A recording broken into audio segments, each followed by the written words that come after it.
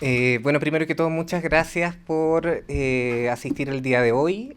Tengo un par de disclaimers, unos avisos antes de empezar. El primero es que voy a leer porque intenté condensar en 15 minutos diagnóstico y propuesta y siento que en ir explicando se me va a disipar. Lo segundo es que hay algunos términos de jerga de leso guattariana que voy a dar por entendidos, como agenciamiento, igual se ha estado ocupando al menos entre lo y las asistentes, diferencia entre otros, y eso para partir. Entonces, lo que hoy les quiero presentar es producto de, bueno, años de revisión bibliográfica sobre cartografía en ciencias sociales en particular. Y por otra parte, un trabajo de sistematización de cartografía esquizoanalíticas, que ha sido quizá el trabajo más sostenido que he hecho estos últimos 2 años. Entonces, si puedes pasarla. Partamos aclarando el título, ¿no? Eventualmente polémico, quizás no tanto de por qué abuso y por otra parte, en qué sentido puede existir algo así como un abuso conceptual. Primero que todo, abuso trae consigo, por una parte, un uso moderno, relativamente estabilizado, por otra parte, varios usos menos frecuentes y más vinculados a la antigüedad, ubicables en el diccionario más que en el uso cotidiano, y por último, raíces etimológicas, ¿cierto? De forma que va a ser entre estas tres dimensiones que nos permitiremos ubicar la trayectoria de las distintas acepciones de abuso. Clic. El uso moderno, codificado, por ejemplo, en el sistema penal chileno, aparece enfatizando ejercicio de una asimetría de poder o de accesos sexuales no consentidos. En la cotidianidad se mencionan frases como abuso de confianza para obtener algún beneficio, o en la medida en que se cuente algo que no debería contarse públicamente, ¿no? En un lazo uno a uno. En la antigüedad el abuso era sobre todo un acto, se abusaban cosas y en algunos casos palabras. Respecto a la estandarización del término de abuso, pude recoger las siguientes tres acepciones de la RAE. Le pido disculpas si hay lingüistas presentes que puedan tener mejores fuentes que consultar. Quizás al final de la ponencia puedan corregirme, por supuesto. Las acepciones son las siguientes y todas redundan en tres aspectos que al menos puedo ubicar. Mala costumbre, práctica o acto reprobable, mal empleo de alguna cosa y exceso en un uso. Bueno, la idea de un uso excesivo resulta ser súper incómoda desde los posicionamientos lingüísticos y filosóficos de Deleuze y Guattari, dado que en general, tratándose de una filosofía no representacional, no habrían conceptos o imágenes ad hoc que se ajusten a la realidad. El lenguaje opera como un incorporal, ¿cierto? Los enunciados son consignas que se incorporan y actúan, habilitan usos y transformaciones particulares de cuerpos, como la condena de un tribunal de justicia que puede terminar con la vida de alguien, o como hacer una promesa amorosa que puede casi determinar la vida de alguien. Ahora, hay una intersección del término abuso con una parte del griego que me parece relevante cuando se introduce el tropos llamado catácresis. Clic, por favor. La catácresis articula, ahí hay tres acepciones, esto es un poco el resumen de lo que voy a decir a continuación, algo que propiamente no se podría decir, que vuelve extravagante el lenguaje y que pareciese emplearse por necesidad. Estas operaciones mediante tropos como metáforas, sinécdoques u otros tropos posibles, pero que están articulados por necesidad. Por ejemplo, cuando uno dice el cuello de la botella, ¿cierto? Está haciéndose cargo del problema de distinguir, por un medio de un soporte verbal, una porción de la botella que no ha sido nombrada por sí misma. O si lo ha sido, supongamos en círculos de sopladores de vidrio, vaya a saber unos fetichistas de las botellas, esto no se ha diseminado en su uso a lo largo del agenciamiento colectivo de enunciación contemporáneo, facilitando entonces la proliferación de esta catácresis. Lo relevante entonces es que la catácresis aísla una situación en que más allá de que se articulen metáforas, sinécdoques u otros, estos tropos aparecen por necesidad, más que buscando producir una exuberancia estética, adrede que embellezca al hablar. Ahora, volvamos al punto desde una perspectiva deleuziana. Por supuesto, después de diferencia y repetición, vale la pena pensar la necesidad de forma afirmativa y no como carencia o falta. Aquí hay algunas citas claves para esto. Clic. En resumen, hay tres consecuencias de las citas que rescato de diferencia y repetición. Uno, la necesidad se ha comprendido mal como negación, carencia o falta. Dos, más bien expresa una brecha y sonsaca respuestas. Tres, indica un para sí que constituye lo que llama en este mismo texto complejo pregunta-problema. Clic, por favor. De forma que, bajo estas premisas, la catácresis podría pasar a ser un índice territorial de una diferencia no conceptual que insiste en la repetición. En otras palabras, hay algo que está pasando en nuestro caso, en las investigaciones de ciencias sociales, en el empecinamiento por un existente, a saber, la repetición del uso del concepto de cartografía. En base a lo anteriormente dicho, sostengo entonces la siguiente conclusión preliminar: el abuso conceptual, la catácresis que podemos reconocer, clic por favor, que podemos reconocer en la repetición del concepto de cartografía en ciencias sociales, da cuenta de una diferencia sin concepto y no de un error. Expresa una potencia a partir de esta respuesta. Ahora bien, la pregunta que tenemos que articular a continuación es: ¿cómo se está desplegando la gradualidad de esta potencia? ¿A partir de qué operaciones? Clic. Segunda parte, las consignas se agotan. Clic. No, mentira, para atrás. Michel Foucault, quien hace, bueno, en fin, voy a saltarme esta parte, pero Michel Foucault, en la arqueología del saber, ejemplifica un aspecto temporal de los enunciados muy relevante. Dice, no es lo mismo decir que las especies evolucionan en el 1700, no me acuerdo cuándo, bueno, vaya a ser uno, 1700, que decirlo en la actualidad. Son dos enunciados completamente distintos, ¿no? Cada uno cumple una función distinta. No es lo mismo decir el 2019 que Chile va a ser la tumba del neoliberalismo que decirlo ahora, ya que el estado del agenciamiento de colectivo de enunciación es bastante distinto al de ese momento. Lo mismo respecto a llamar a alguien fascista, ¿no? En uno de los encuentros de Zoran Mamdani con Donald Trump le dice a Zoran, "That's okay, you can just say I'm fascist". El efecto es evidente, ¿no? Ese decir no incorpora ningún aspecto que transforme la correlación de fuerzas, ni el estado de sistema que comparten, ni la opinión pública, ni nadie se alarma, realmente. Entonces, volvamos. ¿Cómo se agotan las consignas? Vamos a reformular esta pregunta de la siguiente manera. Clic. ¿Cómo se agota la disponibilidad de efecto en específico de determinado enunciado? Wow. Para responder a esto, tomaré en consideración elaboraciones presentadas por Félix Guattari en Cartografías Esquizoanalíticas. Guattari parte de la premisa que las entidades de sentido implican disponibilidad de efecto y que en una enunciación hay al menos 4 entidades de sentido implicadas, las cuales proyectan un plusvalor maquínico capaz de sustituir la existencia de esta semiótica, ¿cierto? De este signo particular, en actos, volviéndose capaces de producir efectos y o afectos en un estado de sistema. Clic. Aquí está el esquema del ciclo de disposiciones enunciativas. Las secciones que están en naranjo corresponden a las entidades de sentido. A la derecha aparecen diagramas, proposiciones maquínicas, territorio sensible y no hay. Sin embargo, este plusvalor maquínico implica umbrales que franquear. Es una posibilidad por medio de la enunciación, no una garantía. El que ciertos diagramas, ciertas proposiciones maquínicas, ciertas sensibilidades estéticas sean capaces de lograr que su plusvalía maquínica se proyecte hasta participar de la actualización de un sistema o la producción de un afecto, es una posibilidad.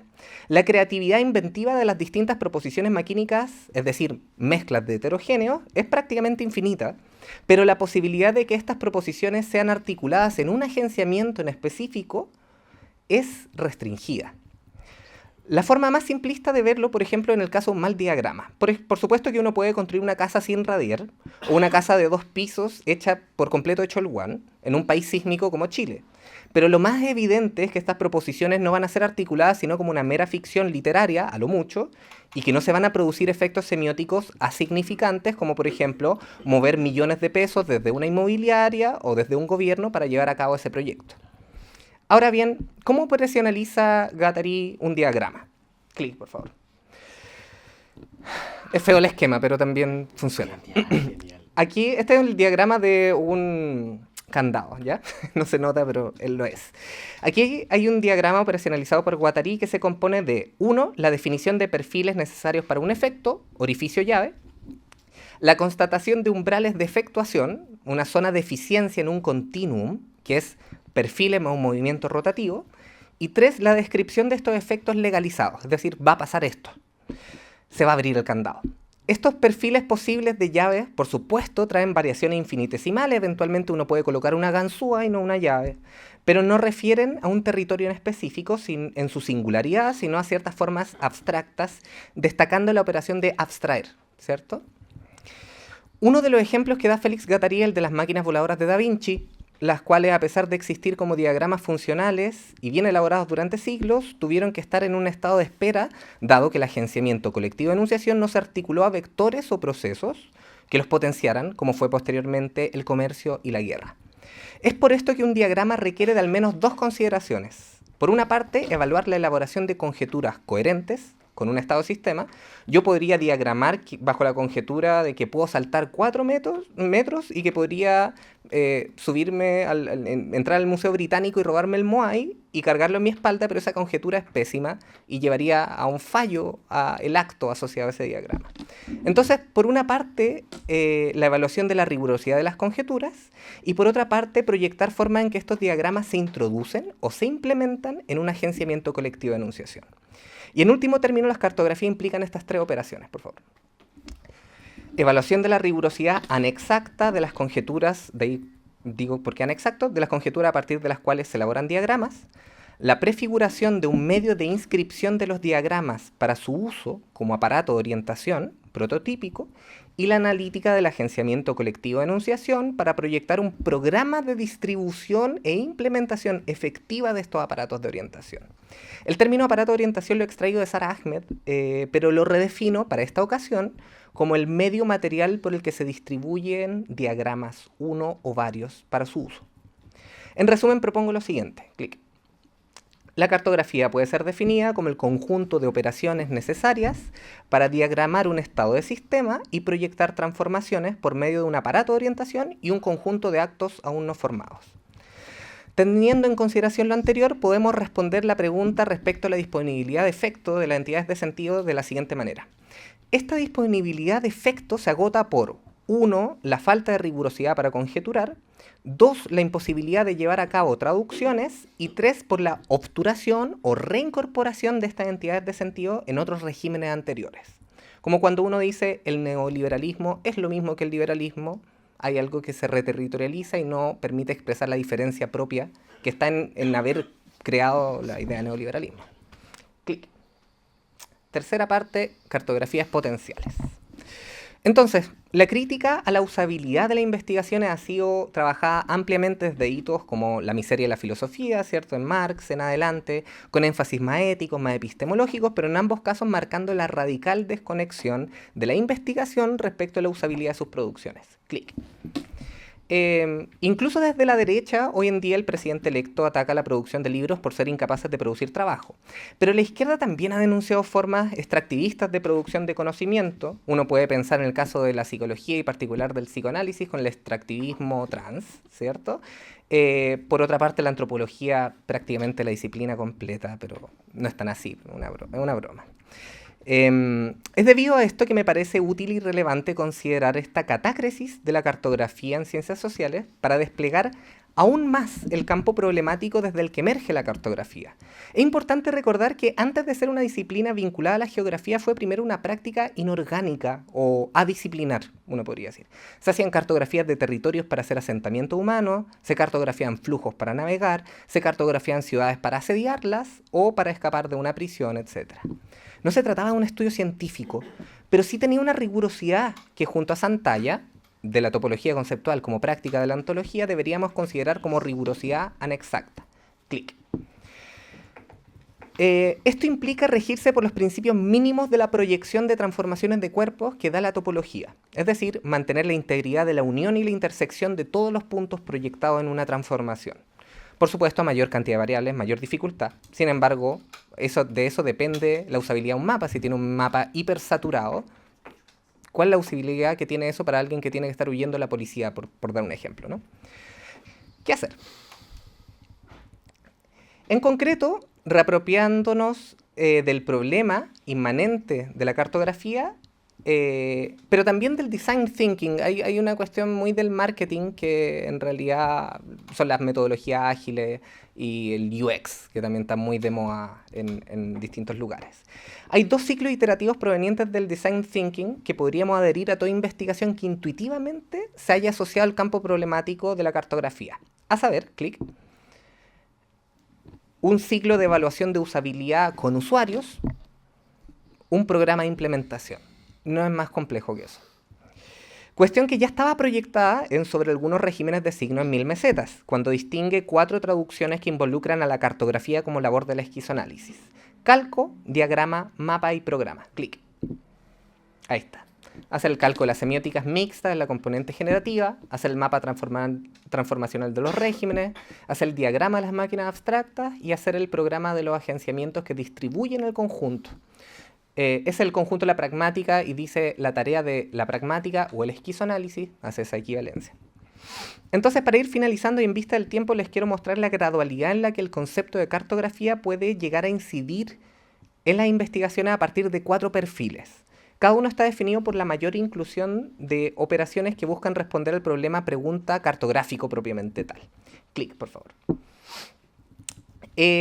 Uso del concepto como metáfora de investigaciones exploratorias. Hasta ahí, cuando, por ejemplo, saco el ejemplo de Berenstein, Isidoro Berenstein, cuando hace cartografía de la sesión psicoanalítica, básicamente se traduce en un enmascaramiento de operaciones metodológicas cualitativas tradicionales bajo ahora la palabra cartografía.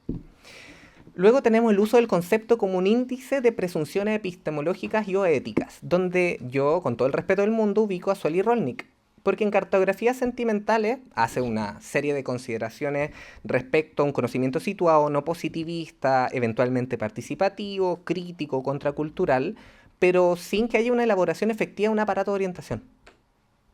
En muchos casos ni siquiera hay esquemas, ¿no? Uno puede pensar, por ejemplo, en una investigación artística de Sueli Rolnik, archivo para una obra acontecimiento.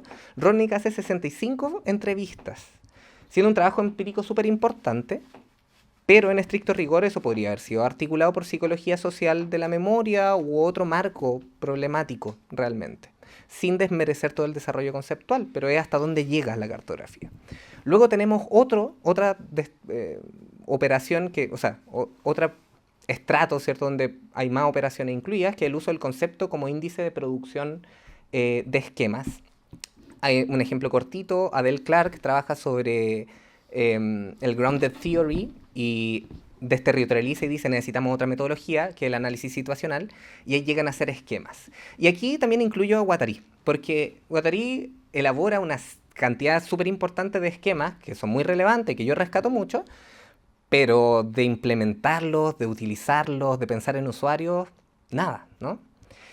Y luego tenemos el uso del concepto como un método dentro de la producción de intervenciones, donde están las chiques de iconoclasistas, que son tremendos, hacen manuales, intervenciones en lugares, se ocupa de forma concreta. En el caso de Araujo y de Viera, cartografía como práctica contrahegemónica, hay una lista de los usos que tuvieron los documentos que se produjeron. Eso hasta ahí, clic. Darle las gracias por tener tiempo para escucharme, enfatizar que la relevancia de esta problemática no solo atañe al ámbito metodológico académico, sino también problematiza el quehacer micropolítico inspirado por Deleuze y Guattari, la cual, según yo, se ve impotenciada y reterritorializada en la medida en que sus traducciones claudiquen de la pretensión de incidir para producir un efecto sistémico y termine siendo reducida a una fetichización estética de los conceptos entre académicos y o artistas. Prontamente vamos a tener una propuesta de programa de investigación con los chicos de Esquizoanálisis. Pueden seguirnos en Instagram. Hay un golazo. Eso, muchas gracias a todos.